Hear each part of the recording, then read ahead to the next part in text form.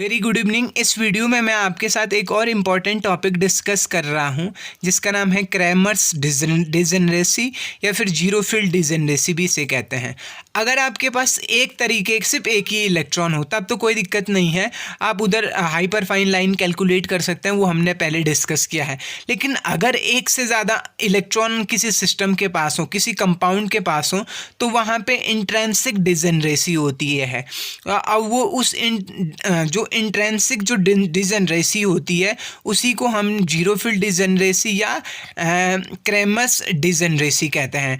अब क्रैमर मतलब क्या होता है, जैसे देखिए हमारे इससे पहले क्या हो रहा था कि हम फील्ड अप्लाई नहीं कर रहे थे। अब याद कीजिए हम क्या कर रहे थे, हाइपर फाइन स्प्लिटिंग में जब आप फील्ड अप्लाई नहीं कर रहे थे तो किसी भी तरीके से आपका जो इलेक्ट्रॉन की स्पिन थी वो नहीं टूट रही थी। कब टूट रही थी? वो जब फील्ड लगा रहे थे आप। लेकिन क्रैमर्स डिजेनरेसी में क्या होता है कि यहाँ बिना फील्ड के भी आपका क्या हो जाता है, बिना फील्ड अप्लाई किए भी आपको नंबर ऑफ सिग्नल्स मिल जाते हैं, इसीलिए इसको जीरो फील्ड स्प्लिटिंग कहते हैं। अब मान लीजिए मेरे पास टू इलेक्ट्रॉन सिस्टम है कि वो दोनों इलेक्ट्रॉन मेरे पास पैरेलल हो जाए, एक ही डायरेक्शन में हो जाए तो उनकी स्पिन जुड़ जाएगी। प्लस आप एक क्लॉकवाइज और एक एंटी क्लॉकवाइज, तब जीरो, और एक दोनों अगर एंटी क्लॉकवाइज हो जाए तो -1। तो तीन पॉसिबिलिटी है, प्लस हाफ, जीरो और -1। अगर नो फील्ड हो तो एक ही सिग्नल आएगा, जीरो से +-1। देखिए अगर कोई भी फील्ड अप्लाई नहीं किया तो हायर लेवल हो गया +-1, क्योंकि +1 से लेकर -1 तक तीन पॉसिबिलिटी थी ना आपके पास, +1, जीरो और -1। तो ये आ गया है प्लस माइनस। इससे पहले देखो जीरो नहीं आ रहा था, अब जीरो आ रहा है। क्यों? क्योंकि यहाँ पे ये 2 इलेक्ट्रॉन सिस्टम है, 1 इलेक्ट्रॉन सिस्टम में नहीं आ रहा था। तो +-1 हो गया है, +-1 हो गया है, ये +1 और -1 दो हो गया, और सबसे ये हायर लेवल हो गए, उसके बाद लोअर लेवल।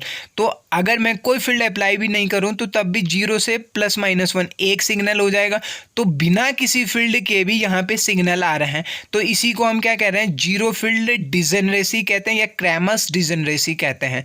अब अगर आपको देखिए जैसे ही मैं फील्ड अप्लाई करता हूं तो तब मेरे पास कितने में टूट जाता है, +1, -1 और जीरो। तो कितने सिग्नल पॉसिबल हैं आपके पास, -1 से जीरो तक, या जीरो से +1 तक, या आपके -1 से +1 तक। तो यहाँ पे 3 सिग्नल आ जाएंगे। इसके लिए जो सिलेक्शन रूल है वो MS = +-1 +-2 0 प्लस।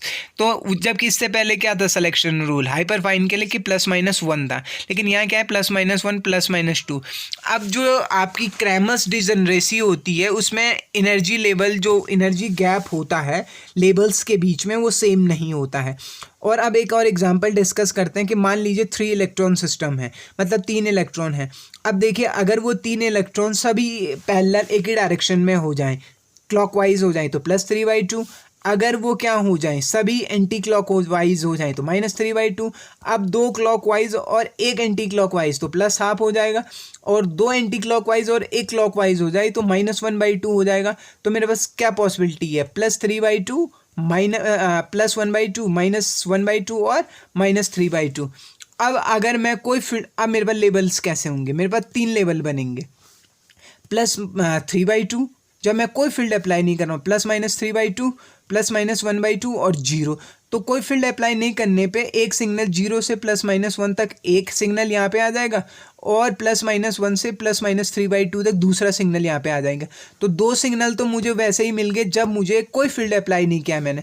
लेकिन अगर मैं मैग्नेटिक फील्ड को अप्लाई करूँ तो 3/2 वाला जो सिग्नल था मेरा, जो इलेक्ट्रॉन की स्पिन थी, वो कितने में कन्वर्ट हो जाएगी, +3/2 और -3/2 में, और +1/2 वाली कितने में बदल जाएगी, +/2, 1/2 और -1/2 में। तो इस तरीके से अगर आप देखेंगे तो कितने सिग्नल, -1/2 से +1/2, -3/2 से +3/2, या फिर +1/2 से +3/2, 3 सिग्नल आ रहे हैं। अब यहाँ पे देखिए जो क्रैमर्स डिजेनरेसी होती है वो क्या करती है कि भाई एनर्जी गैप सेम नहीं होता। अगर आप देखेंगे ये वाला गैप देखिए, -1/2 से +1/2, ये गैप आपका बहुत ज़्यादा कम है, जबकि आप देख रहे हैं +1/2 से +3/2 वाला जो गैप है वो गैप बहुत ज़्यादा है। तो जबकि ऐसा पहले बीच में ऐसा नहीं होता था और बाकी जगह ऐसा नहीं होता। तो ये जो डिजेनरेसी है, इस डिजेनरेसी को हम क्रैमर्स डिजेनरेसी या जीरो फील्ड डिजेनरेसी भी कहते हैं।